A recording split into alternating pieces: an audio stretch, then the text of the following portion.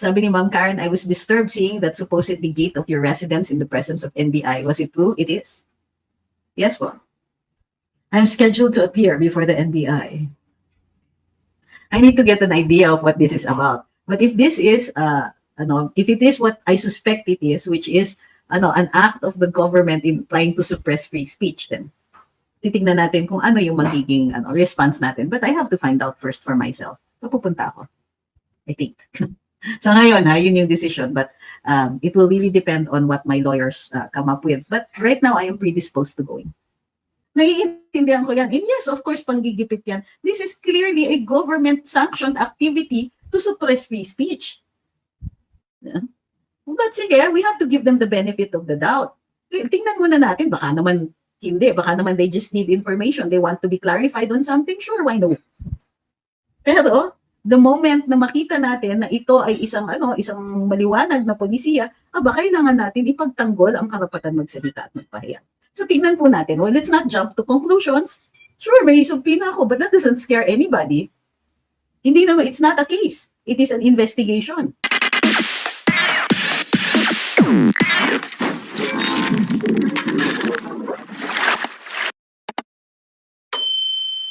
Pangalawang live natin ngayong araw na ito So, kasi yun nga, may lumabas na balita but there is no additional information about it. Kumbaga, may balita na may nanawagan na pagpupulong, may pagpupulong nga daw na mangyayari sa pagtutol ng INC sa impeachment ni VP Inday. Pero bago nun, medyo ang weird na i-report ng GMA at ng ibang mga balita na ibang news media, sinasabi nga nila na may pulong din ngayon sa Malacanang at ang mga attendees ay yung mga miyembro ng House of Representatives. Hindi po ako bagong gising, kanina pa po ako nagtatrabaho. Okay? So, hindi naman masyadong halata na yun nga, after the filing of the second impeachment complaint, meron daw preset or meron scheduled naman daw po, scheduled na earlier on yung pagpupulong dito sa sa Malacanang ng mga kawani ng Kongreso, well actually ng mga kongresista. So hindi natin alam kung ano yung mga kung anong pinag-uusapan nila doon. Masyado naman yatang malaking coincidence na ang bukang bibig ay tungkol sa impeachment. Tapos ito na nga, may balita ang pagpupulong para suportahan or tutulan ang pag-i-impeach kay VP Inday. Gamit nga po ang salita mismo ng Pangulo. Kumbaga, sinusuportahan ng INC ang mga statements ng ating Pangulo na waste of time. Well, na hindi naayon sa panahon ang impeachment, lalong-lalo na dito kay VP Inday. Kasi kanina ko pa inaaral ko kasi yung impeachment complaints at medyo how do you call this? I find that they put in too many unnecessary things in there. Sabi ni June, yung fellowship kaya sa Malacanang is about INC or removal of Tamba. Well, I don't know and I don't really like speculating kasi it doesn't, it just helps spread ignorance around So parang hindi po maganda yan. Ganun. Magsasagawa daw ng rally para kontrahin ang impeachment laban sa Vice Presidente. Sa Iglesia ni Cristo at sa atin mga kababayan, dahil po dyan, mga kababayan at mga kapatid sa Iglesia, I hope you can hear. Ang mga kapatid po sa Iglesia ay naghahanda, Nelson. Ulitin ko po ang mga kapatid po sa Iglesia ay naghahanda na magsagawa po ng rally. Magsagawa po Rally talaga ang tawag. Upang ipahayag sa lahat ng mga kinauukulan na ang Iglesia ni Cristo ay pabor po sa opinyon ng Pangulong Bongbong Marcos na hindi sumang-ayon sa sinusulong ng ilang sektor na impeachment. Dahil maraming problema ang ating bansa na dapat pong unahin ng ating pamahalaan. Ang Iglesia ni Cristo po ay para sa kapayapaan. Ayaw po natin sa anumang uri ng kaguluhan na manggagaling sa kaninumang panig. Ngayon pa lamang po, mga kababayan, ay nag-uorganisa na po ang mga lokal sa buong iglesia para magkaroon ng mga malalaking pagtitipon. Para ipakita po, ipahayag, ito po binabanggit namin, na pabor kami sa opinyon ng Pangulong Bongbong Marcos na no to impeachment. Dahil ang dami ng problema ng bansa, hindi ba? Ang dapat po nating unahin, Mm-mm. ang problema ng bansa na mas malaki. Yes. Hindi Oo. po ang impeachment. At dapat maintindihan nyo rin, Okay, so yun. Dapat daw unahin ang mga problema ng bayan. Hindi ba ito din po ang linya ni VP? Nung panay ang patawag sa kanya sa Committee on Good Governance, doon sa appropriations sa kanyang budget, paulit-ulit. Tapos ang dami-daming mga not only sinasabi tungkol kay VP, ang daming paratang, ang daming kung anik-anik. May gana pa nga ang isang kongresistang babae magsabi, ba't di na lang niya sagutin para tapos na ito? Ay talaga, parang yung mga tipong wave mo na lang kasi yung mga karapatan mo. Wave mo na kasi yung confidentiality na yan. Sa gabal yan eh. Nakakapagpatagal. Parang ganun yung message, no? At sabi ni VP Inday, ang sabi ni VP Inday ay, in the meantime, hindi na papag-usapan yung problema sa pagkain. Diba? Kuryente, mga basic needs, hindi po yun napapag-usapan. Dahil nga, puro VP Inday ang pinag-uusapan. Puro VP Inday, anong ginawa ni Inday? Ano na naman sinabi? Ito yung ginawa, ito yung ano.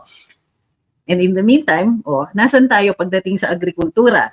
Gumawa naman ng Quintcom ang ating magigiting na kongresista, pero ill-disguised boost ito, ill-disguised na, plano na naman para dikdikin ang mga Duterte. Ibintang sa kanila ang problema sa pagkain. Ay nako. So, sabi ni Sniper, kabahan na ang mga tatakbo dyan, nandyan na ang INC. So, ang tingin ko dito, alam nyo naman ang INC, they don't want to be, kumbaga, they don't really push themselves out into the forefront. So, ang sinasabi nila dito, hindi sila sang-ayon sa pag-i-impeach ni kay VP Inday, gawa nga ng sayang ang oras at mas marami pang dapat pinag-uusapan, lalong-lalo na pagdating dito sa mga problema ng bayan, dapat inuuna yung mga yan. Pagkain, tubig, kuryente, internet. Hindi po sila nagsabi niyan. Ako na po yung nagdagdag niyan. So, at ang nakakatuwa dito ay yun din po ang mensahe ng ating Pangulo bago lumabas yung mga impeachment complaints. Siya yung nagsasabi na, yun nga, yung text message niya, ay, na-leak. Diba? Yung text message na nakalagay na, at the moment, Sarah is not important. Yan. Parang, there's so much we have to do for the good of our countrymen. Diba? Grabe sa medyo masyadong mahalata naman yung messaging ninyo. Hinay-hinay naman, Mr. President. Konting subtlety, hindi ka ganyan. So, yun yung, kunwari, ay, na-leak yung private message ni Presidente at sinasabi, tapos sumunod naman itong mga makakaliwang grupo,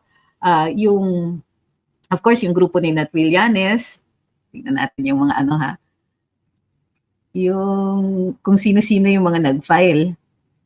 Ayan.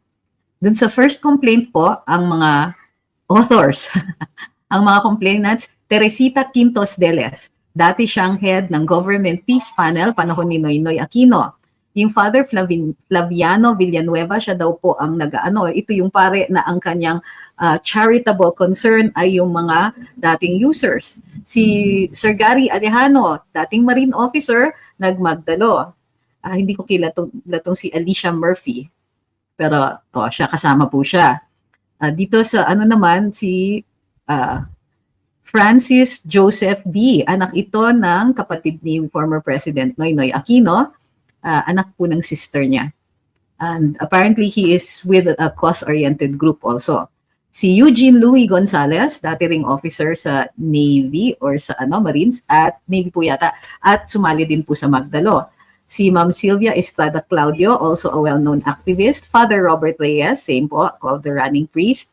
Lea Navarro, Filomena Cinco, Rowena Amon, Teodoro Lopez, Sister Susan Esmeli, Sister Mary Grace de Guzman, at si Maria Yvonne Heresa. Sila po ang mga nagrereklamo dito sa first impeachment complaint. Sa second na impeachment complaint po ay ang Bayan Muna, led by Attorney Nery Colmenares and Mr. Teddy Casino. Sana lang po, sabi ni Bright, yung rally ng INC ay maging way para maalis sa pagiging speaker si Tamba. Sana lang po talaga. Well, it will depend kasi ang sinasabi naman, malinaw naman ang sinasabi ng ng INC sa kanilang announcement or sa kanilang diskusyon dito na ang punto dito ay para magpakita doon sa magpakita sa mga sa liderato ng ating gobyerno, natutol sila na tila ginagawa pang priority ang impeachment ng ating vice presidente kaysa asikasuhin ang ibang mga concerns ng ating bayan. Ano po ang bang mangyayari at magulo po ang mga vloggers nagpaparinigan? Sana magkaayos-ayos naman. Sino nagpaparinigan? Sino magkakaaway? May mga kaaway ba? Wala akong hindi ko alam kung out of touch lang po ako. Pero sino po ang tinutukoy ninyo? Ang mga vlogger nagpaparinigan, sana magkaayos-ayos naman, wag nang idamay ang karamihan, magkaisa na lang, iisa lang naman ang pinaglalaban. Ano yan? May intriga? Sabi ni Ma'am Marisa, alam mo, attorney, bago pa yan na-post, mag-chat pamangkin ko sa akin na naiiyak siya kasi may tagubilin na daw sa kanila ang INC, matagal na niyang iniintayan. So I suppose that she feels relieved na finally merong ganitong klaseng expression. Actually, ito ay malaking expression of support sa ating Vice Presidente, di ba? Sa pinaglalaban din ni VP Inday. Sabi ni Ma'am Lisa, sobrang ganda po ng gabi, pinagpawisan na ata sila sa deklarasyon ng INC. Hindi ko naman sinasabi na ang INC ang reason kung bakit nagtipon-tipon sa Malacanang with the congressmen, pero I'm sure dahil magkakasama sila, hindi maiiwasan na mapapag-usapan nila itong development na ito. Di ba? Sabi ni Ma'am Karen, parang dito ma-pressure si PBBM kasi ang salita niya na ngayon ay pinanghahawakan ng INC na ayaw ni PBBM ng impeachment. So pagkakabalimbing niya at dalawang mukha ngayon. Well, wala naman sinabi yata directly, meron ba? Doon sa quote natin. Pero nakikita ninyo that this is exactly what the President said, di ba? Sabi ni Ma'am Nida, fellowship daw. Thank you very much. So fellowship po ang sabi. Sabi ni Iceberg, KOJC, kapatid na Muslim, and now INC. I think also that like it or not, ito ay malaking pahiwatig o malaking mensahe sa mga kumakandidato nating mga kongresista at senador. We know na nililigawan po ang boto ng ating mga kapatid sa INC. And therefore, mahalaga ang opinion nila. So yung pagpapahayag nitong kanilang opinion na hindi tama sa ngayon ang usapang impeachment, lalong-lalo na sa ating vice, it's a message to yung mga tumatakbo for elections na, iayos nyo po yung inyong mga, ano ba yung plataforma ninyo? Ganito ba kayo? Ganito ba kayo maninilbihan? Sabi ni Emotion, nakipagsabuatan kasi si Tambi sa makakaliwang grupo, sampal sa Pangulo at sa AFP kung masunod ang leftist groups, parang magulo. Kumbaga, ang sama talaga, nagagamitin nila yung mga makakaliwang grupo. Naiintindihan ko na walang ibang gugusto. At tungo yun, gano'n naman talaga yung anti-Duterte naman talaga itong mga makakaliwa dahil ang laki ng losses nila doon sa kanilang mga underground groups nung panahon ng pagkapresidente ni Rodrigo Duterte. Diba? So, yun yung, kumbaga, they can't escape itong malaking pahiwatig na ito. Well, even if it wasn't intended ng INC, ganun ang dating. Na, hello, kamusta naman? Anong plataforma ninyo? Kayo ba ay pro-impeachment? Kung pinaprioritize ninyo ang impeachment sa panahon ngayon, tignan ninyo, magpapasko, pero nagsastruggle ang mga kababayan. Humina na naman ang value ng peso. So although mas malaki ang exchange rate, tumataas naman ang presyo ng pagkain, tubig, kuryente, at iba pang mga basic needs sa Pilipinas.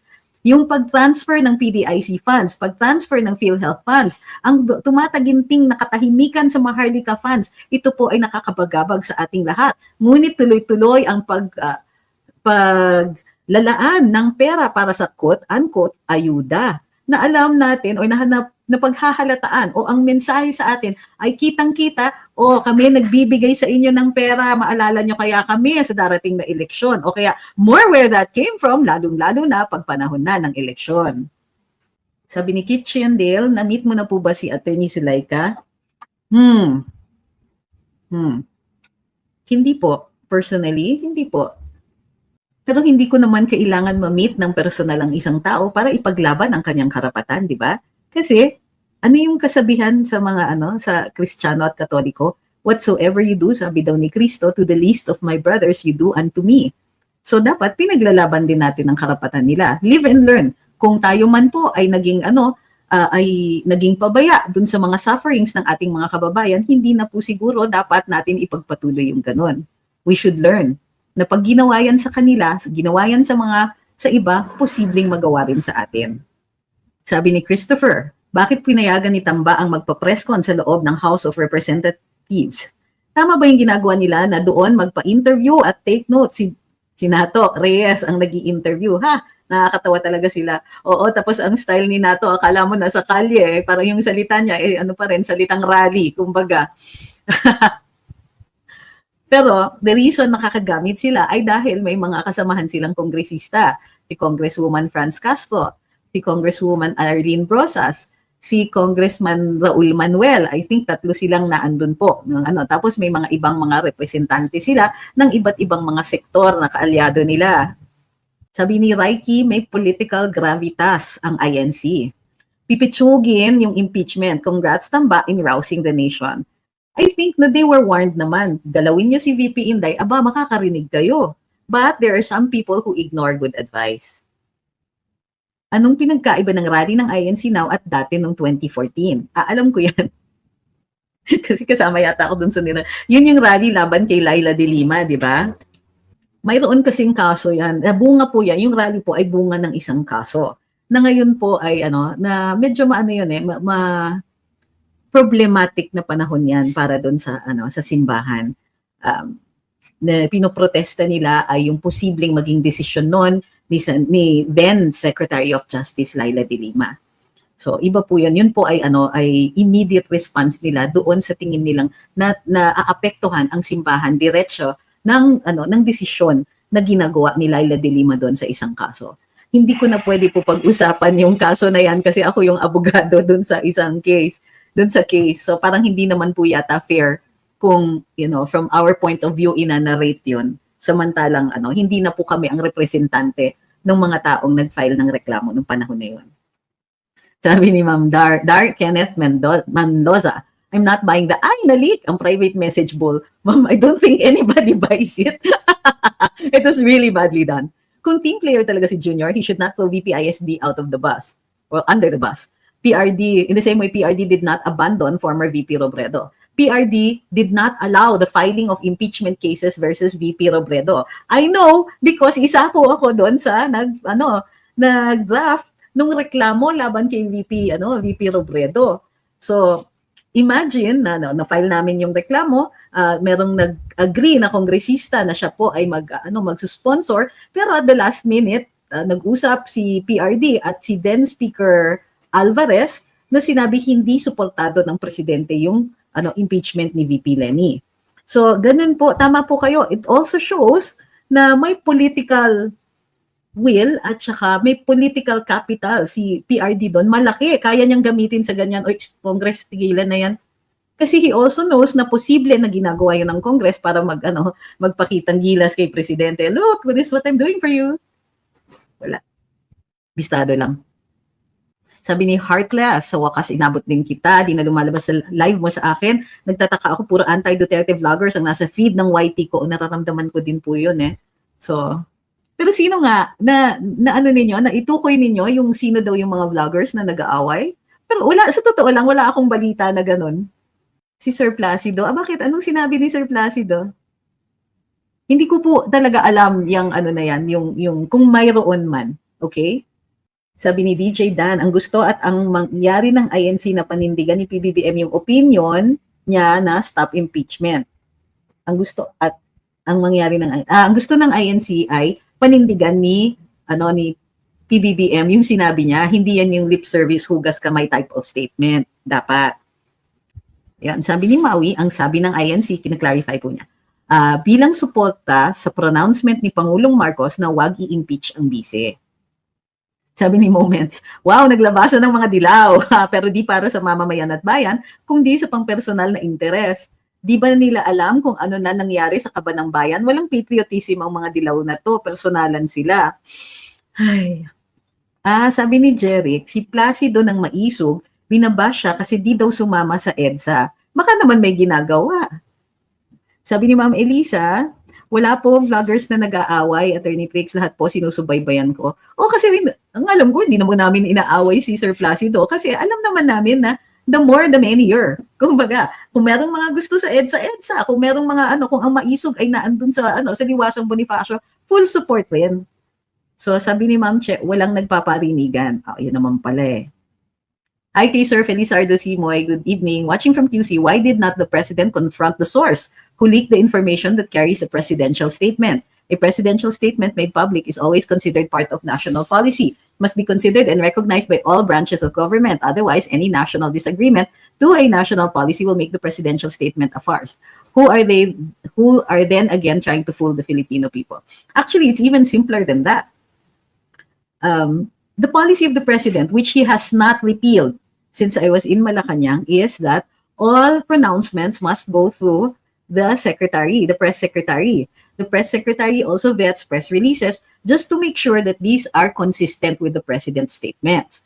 Kailangan ganun. So, in this case, nagkakanya-kanya sila eh. So, may kanya-kanya silang mga pabida, and, well, yung kanilang mga pansariling political agenda, they're not helping the administration or the president. Sabi ni Ma'am Diana, sinagot niya ni Sir Placido yung mga nagsasalita sa EDSA na nasaan ang maisog. Okay.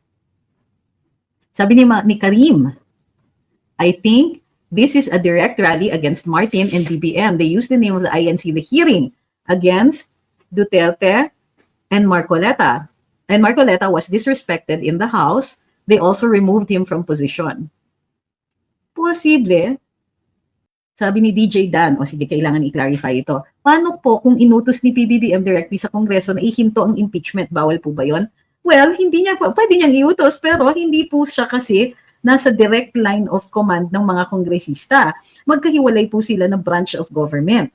So, although the president is the head of the entire civil service of the entire government, he is also the head of state, hindi nga direct line of command ang mga kongresista, and all branches are co-equal. So it presents a conundrum now. In order for the president to be able to get the Congress to do something, he must spend his political capital. Kasi sasabihin ng mga kongresista, sure, we can do that. What's in it for us? So baka magkaroon pa ng negotiations about that. Ronald Morada says, may nagpapakalat po na nag-aaway-away na raw mga DDS vloggers. Wala din ako naririnig pa sa mga napapanood kong DDS vloggers, kaya malamang na may gumagalaw. Posible din po yun. Kasi sa totoo lang, para-pareho naman ng pakay ang lahat. And matagal na namin sinasabi na politics is addition. So what we're trying to do here is get more people on our side. It doesn't do well for us na maging divisive. Sabi ni Ma'am Karen, I was disturbed seeing that supposedly gate of your residence in the presence of NBI. Was it true? It is. Yes, well. I'm scheduled to appear before the NBI. I need to get an idea of what this is about. But if this is, if it is what I suspect it is, which is an act of the government in trying to suppress free speech, then titignan natin kung ano yung magiging response natin. But I have to find out first for myself. So pupunta ako. I think. So ngayon, yun yung decision. But it will really depend on what my lawyers come up with. But right now, I am predisposed to going.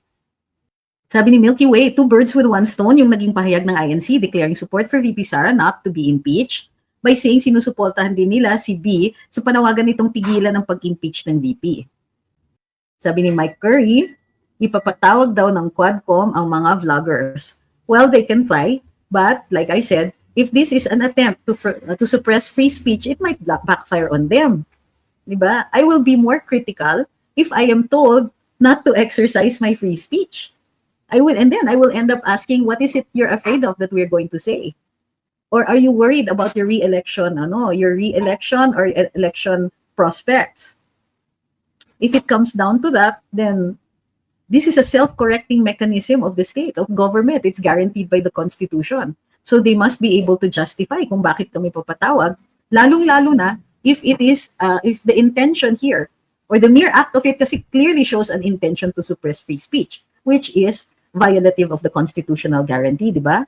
Being in Congress doesn't mean you get a free pass when it comes to free speech. Dati po, naaalala nyo po, nagrally sila against De Lima, pinaghihimasukan kasi nila Noy. Alam ko po yung buong kwento.